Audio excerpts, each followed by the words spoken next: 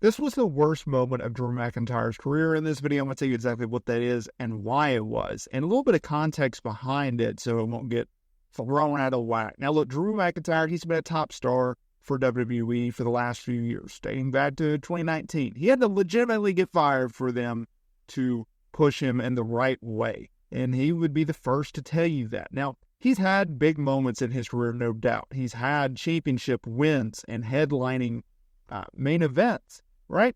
Against some of the biggest names and stars. So look, Drew McIntyre, he had the chance to dethrone Roman Reigns in 2022.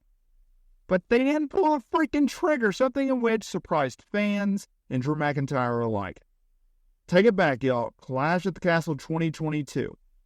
The show had been built around Drew McIntyre, with most fans thinking that he would go over, especially since it was reported ahead of time that WWE was considering taking at least one of Roman Reigns' titles off of him. Remember, this was at a weird, wonky time where he was undisputed WWE champion and WWE champion. However, that didn't happen because WWE stayed with this long-term plan with Reigns as the champion instead of going for the big pop of McIntyre winning, which that would have received well from the fans in attendance. Now, after the match, McIntyre, he sang with Tyson Fury, which was not supposed to air on the broadcast. It was supposed to be a after the event type of thing. Now, while speaking on Chris Van Vliet's Insight podcast, McIntyre noted it was a tough night for him and called singing with Fury the most embarrassing moment of his life. However, he thinks that it all worked out. This is what he had to say, because I think it's very interesting. He said this: you look at certain moments, and in moments when you are living them, you're like, this is ridiculous. We should have found a way out of this. Theory could have cashed in, and I could have pinned it because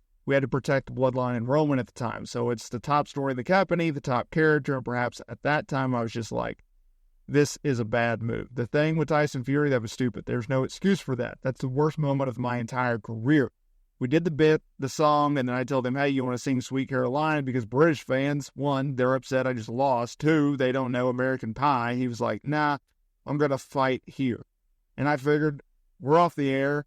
That's what I started doing the Oasis bit and singing. Just got the crowd going. And then I was like, oh, this sucks, but we're off the air. And then I found out we were still on the air, and it was the whole thing.